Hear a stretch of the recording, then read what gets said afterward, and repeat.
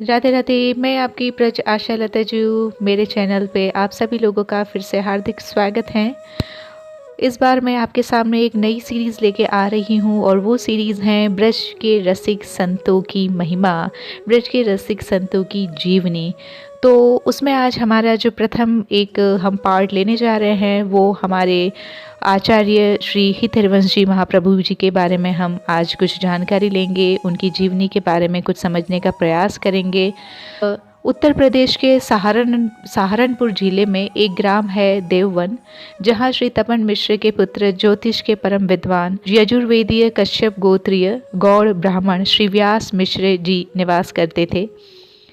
व्यास मिश्र उस समय के प्रसिद्ध ज्योतिषी थे और इस विद्या के द्वारा उन्होंने प्रचुर संपत्ति प्राप्त की थी। धीरे धीरे उनकी ख्याति तत्कालीन पृथ्वीपति के कानों तक पहुंची और उसने बहुत आदर सहित व्यास मिश्र को बुला भेजा। व्यास मिश्र बादशाह से 4 श्रीफल लेकर मिले। बादशाह उनसे बातचीत करके उनके गुणों पर मुग्ध हो गया और उनको 4 हजारी की निधि देकर सदैव अपने साथ रखने लगा। व्यास मिश्र की समृद्धि का अब कोई ठिकाना नहीं रहा और वे राजसी ठाट पाट से रहने लगे। व्यास मिश्र के पूर्ण सुखी जीवन में एक ही प्रबल अभाव था, वे निसंतान थे। इस अभाव के कारण वे एवं उनकी पत्नी तारा रानी सदैव उदास रहते थे। व्यास मिश्र जी 12 भाई थे, जिनमें एक नृसिंहाश्रम जी विरक्त थे। नृसिंहाश्रम जी उच्च कोटि के भक्त थे एवं लोक में उनकी सिद्धता की अनेक कथाएं प्रचलित थी। विरक्त होते हुए भी इनका व्यास जी से स्नेह था और कभी कभी ये उनसे मिलने आया करते थे। एक बार मिश्र दंपति को समृद्धि में भी उदास देखकर उन्होंने उसका कारण पूछा। व्यास मिश्र ने अपनी संतानहीनता को उदासी का कारण बताया और नृसिंहाश्रम जी के सामने परम भागवत रसिक अनन्य पुत्र प्राप्त करने की अपनी तीव्र अभिलाषा प्रकट की। नृसिंहाश्रम जी ने उत्तर दिया, भाई तुम तो स्वयं ज्योतिषी हो, तुमको अपने जन्माक्षरों से अपने भाग्य की गति को समझ लेना चाहिए और संतोषपूर्ण जीवन यापन करना चाहिए। यह सुनकर व्यास मित्र तो चुप हो गए, किंतु उनकी पत्नी ने दृढ़तापूर्वक पूछा, यदि सब कुछ भाग्य का ही किया होता है, विधि का बनाया विधान ही सत्य है, तो इसमें आपकी महिमा क्या रही? इस बार नृसिंहाश्रम जी उत्तर न दे सके और विचार मग्न होकर वहां से चले गए। एकांत वन में जाकर इन्होंने अपने इष्ट का आराधन किया और उनसे व्यास मिश्र की मनोकामना पूर्ण करने की प्रार्थना की। रात्रि को स्वप्न में प्रभु ने उनको संदेश दिया, तुम्हारे सत्संकल्प को पूर्ण करने के लिए स्वयं हरि अपनी वंशी सहित व्यास मिश्र के घर में प्रकट होंगे। नृसिंहाश्रम जी ने यह संदेश व्यास मिश्र को सुना दिया और इनको सुनकर मिश्र दंपति के आनंद का ठिकाना नहीं रहा। बादशाह व्यास मिश्र जी को सर्वत्र अपने साथ तो रखता ही था। श्री हित हरिवंश के जन्म के समय भी व्यास मिश्र अपनी पत्नी सहित बादशाह के साथ थे और ब्रज भूमि में ठहरे थे। वहीं मथुरा से 5 मील दूर बाद नामक ग्राम में वैशाख शुक्ला एकादशी सोमवार संवत 1559 में अरुणोदय काल में श्री हित हरिवंश का जन्म हुआ। महापुरुषों के साथ साधारणतया जो मांगलिक कथा संसार में प्रकट होती है, वह श्री हित हरिवंश के जन्म के साथ भी हुई और सब लोगों में अनायास धार्मिक रुचि, पारस्परिक प्रीति एवं सुख शांति का संचार हो गया। ब्रज के वन हरे भरे हो गए, लताओं में पुष्प खिलने लगे, सूखे सरोवर जल से भर गए, वातावरण में सुगंधि व्याप्त हो गई, आकाश में बिजली चमकने लगी, हल्की हल्की बारिश की बूंदें गिरने लगी, वातावरण सुहावना हो गया। ब्रजवासियों के हृदय अकस्मात ही प्रेम एवं हर्ष से भर गए। पक्षीगण मधुर कलरव करने लगे, मोर नृत्य करने लगे। जब श्री हिताचार्य 6 मास के थे, तब उनके मुख से संस्कृत के श्लोक अद्भुत होने लगे, जिसे वह उपस्थित श्री नरसिंहाश्रम जी ने श्रवण किया। वह कोई साधारण श्लोक नहीं थे, अपितु श्री श्यामा श्याम की दिव्य निकुंज लीला से संबंधित थे। ऐसा बहुत दिनों तक होता रहा और जब श्लोक की संख्या 270 पहुंची तो श्री हिताचार्य के मुख से श्लोक उद्धृत होना बंद हो गया। उन समस्त 270 श्लोकों को श्री नरसिंहाश्रम जी ने ग्रंथ में लिपिबद्ध कर लिया, जिसका नाम श्री राधा सुधा निधि हुआ। जय हो। श्री हित हरिवंश के पिता श्री व्यास जी ब्रज दर्शन के उद्देश्य से आए थे, अतः उन्होंने ब्रज में 6 महीने निवास कर दिव्य लीला स्थलों में दर्शन किए और देववन चले गए। नामकरण के समय ज्योतिषियों ने बतलाया था कि यह बालक अनेक अद्भुत कर्म करने वाला होगा। उनकी भविष्यवाणी बालक की जन्म कुंडली पर आधारित थी, अतः वह संपूर्णतः सत्य भी हुई। बालक हरिवंश के उन शैशवकालीन अनेक चमत्कारपूर्ण कार्यों का वर्णन रसिक जन प्रणीत अनेक चरित्र ग्रंथों में मिलता है। श्री हिताचार्य समवयस्क कुमारों के साथ साधारण बाल क्रीड़ा करते देखकर ज्ञानु नामक भक्त को ज्योतिष विषयों की बात पर अविश्वास होने लगा था। अतः अपना संदेह दूर करने के उद्देश्य से एक दिन बालक हरिवंश की परीक्षा लेने गया, किंतु उसे श्री हिताचार्य ने अपनी बाल क्रीड़ा में ही श्यामा श्याम की कुंज केली के प्रत्यक्ष दर्शन करा दिए। जय हो। और वह देह त्याग कर निकुंज महल में संप्रविष्ट हो गया। जय हो। एक दिन रात्रि में हितहरिवंश को श्रीजी ने आज्ञा दी कि बाग में एक कुआं है जिसमें हमारा एक द्विभुज स्वरूप है, जो कर में बांसुरी लिए हुए हैं। उन्हें मेरी गादी संग स्थापित कर सेवा करो। दूसरे दिन श्री हरिवंश जी कुएं में कूद पड़े और वहाँ से श्याम वर्ण द्विभुज मुरलीधारी एक श्री विग्रह निकाल कर ले आए।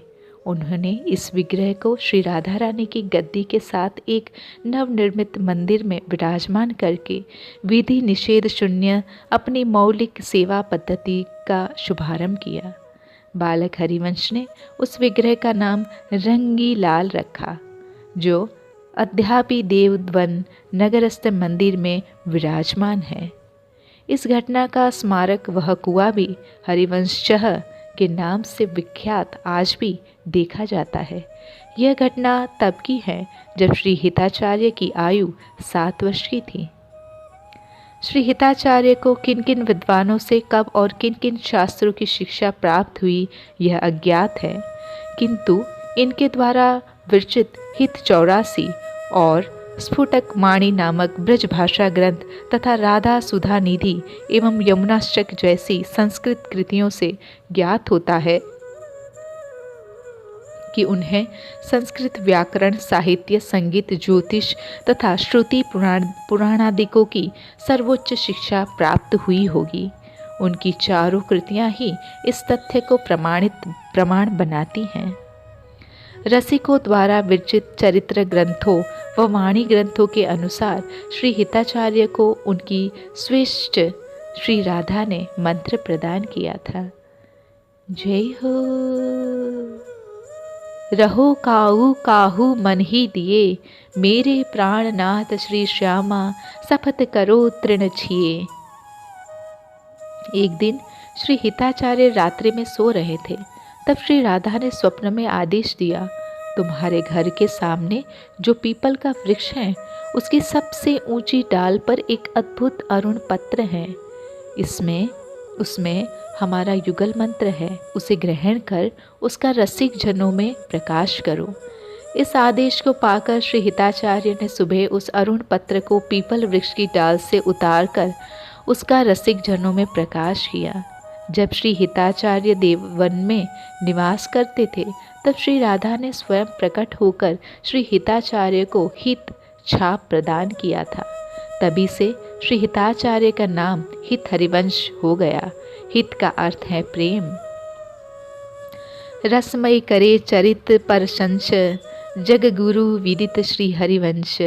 श्री राधा अनुग्रह कियो, श्री मुख मंत्र निजु कर दियो। दयिता कृष्ण जिनके इष्ट, पुनि गुरु भाव प्रीति गरिष्ठ। दीनी रिज हित की छाप, ता करी बढ़ियो भक्ति प्रताप। चाचा वृंदावन दास जी। 8 वर्ष की आयु में श्री हिताचार्य का उपनयन संस्कार हुआ। इस आयु में इनकी बुद्धि सामान्य बालकों से कहीं अधिक तीव्र और धारणा शक्ति चमत्कारी थी।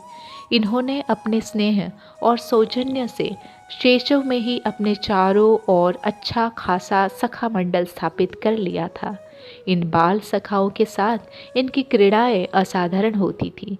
प्रायः भगवत भक्ति के आश्रित ही कोई न कोई खेल यह खेलते थे।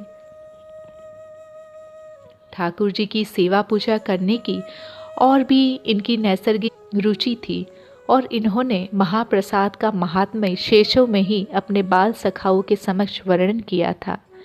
एकादशी व्रत के प्रति इनका विलक्षण भाव इसी आयु में व्यक्त हो गया था। शनै शनै अपनी अनन्य भावना और सेवा पूजा के कारण इनकी ख्याति समीपवर्ती प्रदेश में हुई और इनके पास रस पिपासुओं का आगमन होना प्रारंभ हुआ। इस आयु में इन्होंने जो चमत्कार किए उनका वर्णन सांप्रदायिक वाणी ग्रंथों में भरा पड़ा है। 16 वर्ष की आयु में श्री हिताचार्य का विवाह रुक्मणी देवी के साथ संपन्न हुआ। गृहस्थ जीवन में प्रवेश करने पर भी इन्होंने अपनी धार्मिक निष्ठा में परिवर्तन नहीं किया। गृहस्थाश्रम के समस्त कर्तव्यों का पालन करते हुए ये सच्चे रूप में भक्त और संत बने रहें। इस जीवन के प्रति इनके मन में न तो वैराग्य भावना थी और न इसके प्रति किसी प्रकार का हीन भाव ही ये रखते थे। इनका दाम्पत्य जीवन सुखी संपन्न और आदर्श था। सर्व प्रकार के ऐश्वर्य एवं भोग विलास की सामग्री इनके पास थी, किंतु इनकी भावना में उसके लिए किसी प्रकार की आसक्ति न होने से उसको लेकर ये कभी व्यग्र विचलित या लिप्त न होते थे।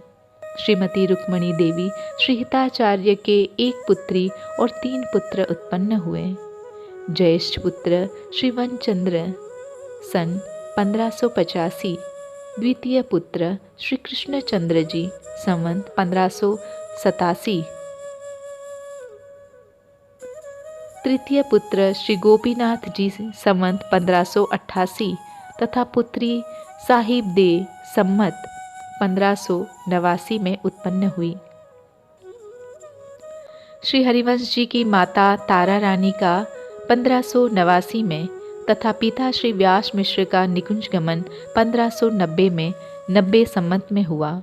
माता पिता की मृत्यु के उपरांत श्री हरिवंश जी के मन में यह भाव आया कि किसी प्रकार भगवान की लीला स्थली में जाकर वहाँ की रसमयी भक्ति पद्धति में लीन होकर जीवन सफल करें। उसी समय उनकी ख्याति से प्रभावित होकर तत्कालीन राजा ने इनको अपने दरबार में बुलाने के लिए सादर निमंत्रण भेजा, किंतु इन्होंने अपने अंतर्मन में भगवान की लीला भूमि का निमंत्रण स्वीकार कर लिया था, इसलिए राजा के निमंत्रण को अस्वीकार कर दिया और एक श्लोक में यह उत्तर भिजवा दिया कि सृष्टि के आदि से नरेंद्र सुरेंद्र ब्रह्मा आदि काल ग्रसित होते आए हैं, अतः हरिचरण में लीन होकर उनका ही ध्यान करना अभिष्ट है। 32 वर्ष की आयु में श्री राधा ने श्री हित हरिवंश को श्री वृंदावन वास एवं धर्म प्रचार की आज्ञा दी। इस आज्ञा के प्राप्त होते ही श्री हित जी वृंदावन चल दिए। उन्होंने चलते समय रुक्मणी जी से साथ चलने का कहा, किंतु वे साथ न आ सकी। देववन से प्रस्थान के बाद मार्ग में इनको श्री राधा के स्वप्न में दर्शन हुए और उन्होंने इनसे कहा कि आगे एक चिरथावल नामक का गांव तुम्हारे मार्ग में पड़ेगा। उस गांव में यदि कोई ब्राह्मण अपनी 2 कन्याओं का तुमसे विवाह करना चाहे तो तुम उसे स्वीकार कर लेना। यह विवाह तुम्हारे भक्ति पथ में किसी प्रकार का अंतराय उत्पन्न करने वाला न होगा। इस विवाह के द्वारा तुम दाम्पत्य जीवन का आदर्श प्रतिष्ठित करोगे। साथ ही ये भी उस स्वप्न में उन्हें राधा जी ने कहा कि मेरा एक विग्रह राधा वल्लभ जी के रूप में तुम्हें मिलेगा, जिसे तुम वृंदावन में ले जाकर मंदिर में विधिवत स्थापित करना। राधा वल्लभ लाल की जय। ऐसा ही स्वप्न आत्मदेव नामक ब्राह्मण को भी हुआ, जो उसी चिरथावल गांव का रहने वाला था। इस स्वप्न के बाद श्री हरिवंश जी अपने यात्रा पथ में अग्रसर हुए और उस गांव में चिरथावल पहुँचे, जिसमें आत्मदेव नाम का ब्राह्मण रहता था। उसकी 2 नवयुवती कन्याएं थीं और पूर्व दृष्ट स्वप्न के आधार पर वह श्री हरिवंश जी के आगमन की सतत प्रतीक्षा कर रहा था। उनके आते ही उसने अपनी दोनों कन्याओं का पाणी ग्रहण करने के लिए हरिवंश जी से प्रार्थना की, जिसे इन्होंने सहर्ष स्वीकार किया। इन कन्याओं के नाम कृष्णदासी और मनोहरी दासी थे।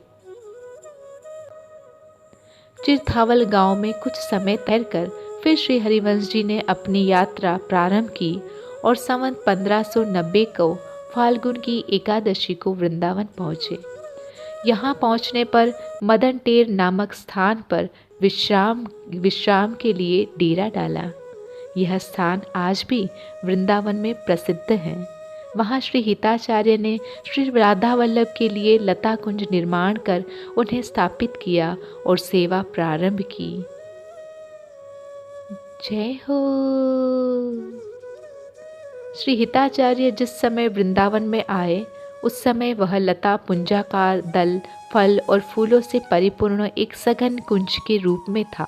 यह लता पुंजाकार वृंदावन शुक, पिक, सारस, हंस आदि पक्षियों के कलरव से मुखरित और चारों ओर यमुना से समावृत था। श्री हिताचार्य के द्वारा यह ज्ञात होने पर कि इस सघन निर्जन वन में हम निवास करेंगे, उन सभी ब्रजवासियों को अत्यधिक विस्मय और हार्दिक प्रसन्नता हुई। उन्होंने श्री हिताचार्य के साथ हाथ में तीर कमान देते हुए कहा कि गुसाई जी, आप तीर चलाइए, आपका तीर जहाँ तक पहुँचेगा वहाँ तक की भूमि आपकी होगी। यह श्री हिताचार्य का मधुर प्रभाव ही था कि इन बटमार वृत्ति वाले ब्रजवासियों के चित्तों का पूर्ण परिवर्तन हो गया और वे पंचकोसी वृंदावन में श्री हिताचार्य को भूमि प्रकट प्रदान करने के लिए तैयार हो गए। ब्रजवासियों के कहने पर श्री हिताचार्य ने एक तीर छोड़ा और वह पर्याप्त दूरी पर जाकर गिरा। श्री हिताचार्य ने जहाँ से तीर फेंका, अपना निवासालय उसी स्थान को बनाया और जहाँ पर वह तीर गिरा, कालांतर में वह स्थान तीर घाट और बाद में चीर घाट के नाम में प्रसिद्ध हो गया। श्री हिताचार्य के दिव्य स्वरूप पर मुग्ध होकर ब्रजवासी दर्शनार्थ आने लगे और शीघ्र ही समीपवर्ती गांवों में इनके आगमन का समाचार फैल गया। जब श्री हिताचार्य वृंदावन आए, तब उस समय वृंदावन घनघोर जंगल था। वहाँ एक नरवाहन नाम का डाकू रहता था, जिसके भय से वहाँ दिन में भी कोई न आता। उसने अपनी शक्ति के द्वारा संपूर्ण ब्रज प्रदेश पर अपना अधिकार ही बना लिया था। उसकी इस शक्ति से बड़े बड़े राजा महाराजा भी डरते थे। यहाँ तक कि दिल्लीश्वर का भी इस नरवाहन पर कोई नियंत्रण नहीं था।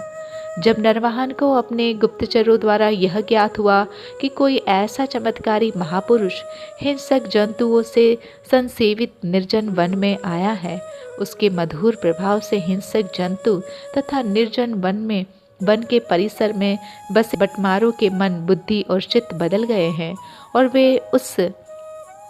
वे सब उस महापुरुष की सेवा शुश्रूषा में निरत हो गए हैं, तो कुतूहल देखने की दृष्टि से एक दिन नरवाहन भी श्री हिताचार्य के निवास स्थान पर आया।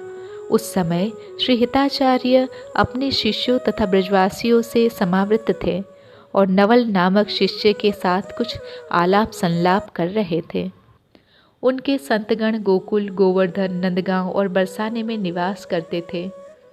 उस समय गोवर्धन, नंदगांव और बरसाना भी वृहद वृंदावन था।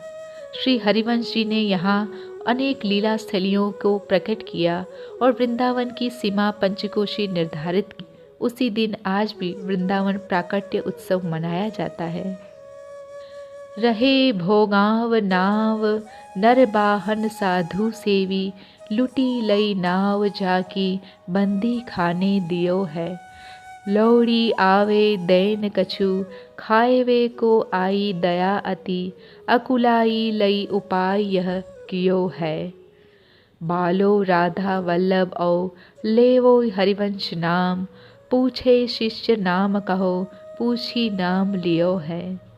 दई मंगवाय वस्तु राख्यो दुराय बात, आय दास भयो कही रीझी पद दियो है। श्री भक्तमाल 419। श्री नरवाहन जी श्री हरिवंश जी के शिष्य परम संत सेवी भयगांव में रहते थे। ब्रज के एक जमींदार थे और लुटेरे भी। कोई सेठ लाखों की संपदा नाव में भरे यमुना जी के मार्ग से जा रहा था। नरवाहन ने संत सेवा के लिए सब लूट लिया और उस सेठ को कारागार बंदी घर में डाल दिया। उस वणिक सेठ को भोजन देने के लिए लौड़ी टहलनी सेठ की दुर्दशा देखकर उस टहलिनी के हृदय में बड़ी दया आई। तब बहुत अकुला के उसको एक उपाय बताया कि तुम बड़े ऊंचे स्वर से राधा वल्लभ श्री हरिवंश यह नाम जपो। जब पूछा जाए तब कहना कि मैं श्री हरिवंश जी का शिष्य हूँ। उस सेठ ने ऐसा ही किया और उच्च स्वर से राधा वल्लभ श्री हरिवंश, राधा वल्लभ श्री हरिवंश नाम रटने लगा। जब श्री नरवाहन जी ने यह सुना तो उस सेठ के पास गए और पूछा कि तुम ये नाम क्यों जपते हो। उस सेठ ने कहा, मैं श्री हरिवंश जी का शिष्य हूँ। राजा नरवाहन बड़े ही गुरुनिष्ठ थे। सुनते ही उस सेठ को मुक्त कर दिया और धन देकर कहा कि श्री गुसाई जी से यह बात नहीं कहना। वह सेठ शीघ्र ही श्री वृंदावन जाकर श्री हरिवंश जी का शिष्य हो गया और अपना वृतांत भी सुनाया। नरवाहन जी ने लाखों का धन लेकर मुझे कारागार में डाल दिया, सो मैंने आपका नाम लिया और झूठ ही कहा कि मैं आपका शिष्य हूँ। यह सुनते ही नरवाहन जी ने मुझे मुक्त कर दिया और मेरा संपूर्ण धन देकर मुझे घर भेज दिया। सुनकर प्रसन्न हो श्री गुसाई जी ने दोनों को प्रभुपद प्रेम प्रदान किया। श्री नरवाहन जी की गुरु भक्ति पर रीझ कर इन्हीं की छाप देकर श्री हरिवंश जी ने 2 पद बनाकर अपनी 84 ग्रंथ में रख दिया और श्री नरवाहन जी को नित्य विहार रस का साक्षात्कार करा दिया। जय हो। श्री हिताचार्य के परमोपास्य षटेश्वर्य संपन्न भगवान नहीं थे, प्रत्युत कोटि ब्रह्म ऐश्वर्य के परकोटि के अंतर्गत किंतु उससे दूर पूर्ण माधुर्य मूर्ति रस रसिक अद्वय युगल किशोर थे। भगवान की सेवा पूजा वैदिक विधान द्वारा ही संविधेय होती है, किंतु माधुर्य मूर्ति प्रेम किंवा रस विग्रह श्री राधा वल्लभ जी की सेवा प्रीति विधान से ही संभव थी। अतः श्री हिताचार्य ने अपने स्नेह भाजन श्री राधा वल्लभ लाल जी का अहर्निशी समयानुरूप अनेक प्रकार से लाड़ दुलार प्यार किया।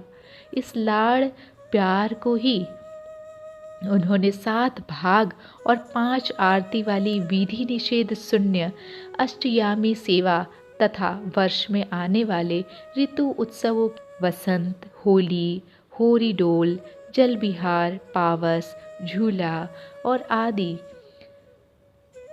की उत्सविक सेवा का सुरम्य रूप प्रदान किया। साथ ही अपने आचरणों एवं वाणी द्वारा दैनिक श्रेष्ठ की मानसी सेवा करने का भी मूर्त विधान दिया। श्री हिताचार्य ने ऐसे वृंदावन का प्राकट्य किया था जो कि भूतस्थल होते हुए भी देवानाम मत भक्त मुक्त और श्री कृष्ण लीला परिकर के लिए भी दुर्लक्ष्य था। इसीलिए यह वृंदावन परम रहस्य संज्ञक बना रहा और बना रहेगा। ऐसे वृंदावन में होने वाली लीलाएं और लीला स्थलों का प्राकट्य भी उनकी दृष्टियों से अनिवार्य था। अतः श्री हिताचार्य ने उन लीला स्थलों का भी प्राकट्य किया जिनका उल्लेख श्रीमद् भागवत आदि पुराणों में नहीं है। इन लीला स्थलों का प्राकट्य ही पंचकोशीय वृंदावन का प्राकट्य है और जो रहस्य रूप वृंदावन के परिचय प्रदाता तथा प्रत्यक्ष प्रतीक हैं। पंचकोशीय वृंदावन में उनके द्वारा प्रकटित लीला स्थल है रास मंडल, सेवा कुंज, बंशीवट, धीर समीर, मान सरोवर, हिंडोल स्थल, श्रृंगार वट और वन विहार। नमो जयति जमुनो वृंदावन, नमो निकुंज कुंज सेवा, हित मंडल रास डोल आनंद घन, नमो पुलिन वंशीवट, रसमय धीर समीर सुभग भुव खेलन, नमो नमो जय मान सरोवर, सुख उपजावन दंपति के मन, नमो नमो दुम बेली खग मृग, जे जे प्रकट गोप्य श्री कानन, नमो जयति हित स्वामिनी राधा, अलबेली अलबेलो मोहन। श्री अलबेली शरण जी। प्रेम किंवा रस मूर्ति श्यामा श्याम प्रकृतितः रास और विलास प्रिय है। रास और विलास प्रियता इनके स्वरूप की प्रकट प्रतीक हैं। इसीलिए श्री हिताचार्य इन्हें आशीर्वाद देते हुए कहते हैं कि रास विलास के साथ यह जोड़ी सदा विराजमान रहे। नव निकुंज अभिराम श्याम, संग नीको बन्यो है समाज, जय श्री हित हरिवंश विलास, रास जुत जोरी अविचल राजू। राधा किंकिरी गण इस रास रस का पान नेत्र चक्षुओं द्वारा किया करती हैं। राधा किंकिरी भावानुभावित हृदय रसिकों की भी प्रत्यक्ष रसिकों को भी प्रत्यक्ष दर्शन और इस रास विलास का रसास्वादन निरंतर मिल सके, इस उद्देश्य की पूर्ति के लिए श्री हिताचार्य ने प्रेम मूर्ति श्यामा श्याम की इस नित्य रस लीला के अनुकरण का प्राकट्य किया। यह रास लीला अनुकरण वृंदावन में होने वाले उस नाद्यांत नित्य रास का अनुकरण था जो मुक्तजनों, भक्तजनों और गोविंद प्रिय परिकर से सर्वथा अलिक्षित हैं। यह भावगत वर्णित द्वापरांत में होने वाले महारास से भिन्न उस नित्य रास का अनुकरण था जिसे केवल राधा प्रिय किंकिरी गण ही देख सकती हैं। जय हो। इस रास लीला अनुकरण का शुभारंभ श्री हिताचार्य ने विक्रम संवत 1592 के लगभग पंचकोशी वृंदावनस्थ चैन घाट, वर्तमान नाम गोविंद घाट में विनिर्मित रास मंडल पर। प्रेम की वह रस जब उज्भिम्मित होता है तब उसमें राग की उर्मियाँ प्रकृतितः उच्छलित होती हैं। श्यामा श्याम प्रेम किंवा रस की सघन मूर्ति ही हैं। यही कारण है कि उन्हें रागालापन तथा वीणावंशी वादन अत्यधिक प्रिय है। कभी रसिक शेखर श्याम सुंदर वंशी वादन के माध्यम से श्री प्रिया के साथ गायन करके उन्हें प्रसन्न करते हैं, तो कभी केवल प्रिया जी अपने मधुर गायन तथा वीणा वादन द्वारा अपने प्रियतम को आनंदित करती हैं। इसी प्रकार राग और अनुराग की राजीव मूर्तियाँ सहचरीगण भी समय समय पर युगल के रागालाप का अनुगमन करके कभी प्रातः, कभी मध्यांतर, उत्थापन काल में और कभी रात्रि रास में गायन वादन करके युगल वर का मनोरंजन किया करती हैं। राधा किंकिरी भावानुभावित रसिक भी इसी प्रकार से रस लीलाओं के पद्यात्मक गायन द्वारा अपने इष्ट युगल को आनंदित कर सके तथा स्वयं वृंदावन रसानंद का अनुभव कर सके, इस उद्देश्य से श्री हिताचार्य ने समाज गायन की अभिनव और मौलिक गायन पद्धति का भी समुद्भव किया। यहाँ पर उसमें से भगवत मुदित जी द्वारा रचित रसिक अनन्यमाल में वर्णित शिष्यों का नाम उल्लेख किया जाता है। इन उल्लेखित रसिकों में से श्री नरवाहन, श्री हरिराम व्यास, छबीले दास, नाहरमल, बिठल दास, मोहन दास, नवल दास, हरिदास तुलाधार, हरिदास जी करमठी बाई के ताऊ, परमानंद दास, प्रबोधानंद सरस्वती, करमठी बाई, सेवक जी, खरगसेन, गंगा, जमुना, पूरनदास, किशोर, संतदास, मनोहर, खेम, बालकृष्ण, ज्ञानू, गोपालदास नागर आदि। श्री हिताचार्य द्वारा रचित रचनाओं में श्री राधा रस सुधा निधि यह एक संस्कृत काव्य है जिसके श्लोक संख्या 270 हैं। इस ग्रंथ में श्री राधा कृष्ण की विभिन्न निकुंज लीलाओं का वर्णन है। संग में अभिलाषा एवं वंदना के श्लोक भी संग्रहित हैं। श्री यमुनाष्टक संस्कृत में रचित एक अष्टक है जिसके श्लोक संख्या 9 है। इसमें श्री यमुना जी का यश एवं उनकी वंदना का वर्णन है। श्रीहित 84 ब्रजभाषा में एक पद्य रचना है जिसमें 84 पद संकलित हैं। इस ग्रंथ में श्री श्यामा श्याम की निकुंज लीला का वर्णन है। स्फुटवाणी, इस ग्रंथ में ब्रजभाषा में 24 पद संकलित हैं जिसमें सिद्धांत, आरती, श्री श्यामा श्याम की निकुंज लीला आदि के पद हैं। इन 4 रचनाओं के अतिरिक्त श्री हिताचार्य जी के 2 पत्र ब्रजभाषा गद्य में रचित हैं।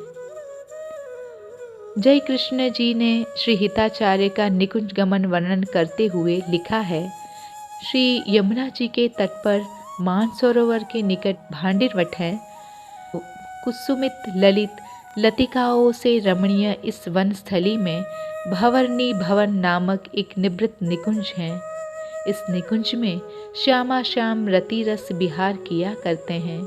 शारदीय पूर्णिमा यानी कि आश्विन की पूर्णिमा की चंद्र चंद्रिका में रति रस विहार के रसासव में आघूर्णित नयन श्री रसिक युगल घूम रहे थे। उनकी श्री अंग की कांति चंद्र कांति को अत्यधिक कांत बना रही थी। श्री हिताचार्य को प्रिया जी के अंग की सुगंध ने अपनी ओर बलात् आकर्षित किया। परिणामतः वे उस सुगंध के आधार से प्रिया जी आप कहाँ हो यह कहते हुए उस वन में घुसते ही चले गए और थोड़ी देर में प्रिया जी की अंग चंद्रिका में घुल मिल गए। इस प्रकार से विक्रम संवत 1609 की आश्विन पूर्णिमा की रात्रि में श्री हित जी लोक दृष्टि से ओझल हो गए। दिव्य कमल श्री यमुना कुल वट भांडिर निकट रस मूल संतत जहाँ भंवरन की भीर शीतल मंद सुगंध समीर जहाँ बिहरत श्री रवनी रवन ताको नाम भंवरनी भवन शरद मास राका उजियारी पूरन शशि जु प्रकाशित भारी प्रिया जौन्ह में यों मिली गई तीही छिन सहचरी संभ्रम भई कहत की कहाँ कहाँ हो लली सौंधे के डोरे लगी चली दृष्टांतर्यों श्री हरिवंश मान सरोवर रस के हंस भवर भवरनी में दो चले श्री हित जू तिन संग ही रले सम्मत 16 सेरु नव आश्विन पूनो मास ता दिन श्री हित जगल दृगन कियो अप्रकट विलास। श्री हरिराम व्यास जी ने हिताचार्य जी के निकुंज गमन कर जाने के फलस्वरूप वृंदावन के रसिक समाज की दुर्दशा और अपनी हार्दिक वेदना का वर्णन किया है। हुतो रस रसिकन को आधार बिनु हरिवंश ही सरस रीति को कापे चली है भार को राधा दुलरावे गावे वचन सुनावे चार वृंदावन की सहज माधुरी कही है कौन उदार पद रचना अब कापे वही है निरस भयो संसार बड़ो अभाग अनन्य सभा को उठी गो ठाठ सिंगार जिन बिनु दिन छिन सत युग बीतत सहज रूप आगर व्यास एक कुल कुमुद बंधु बिनु उड़गन जूठो थार। जय जय श्री हरिवंशी। राधा वल्लभ श्री हरिवंश। राधा वल्लभ श्री हरिवंश। राधा वल्लभ श्री हरिवंश।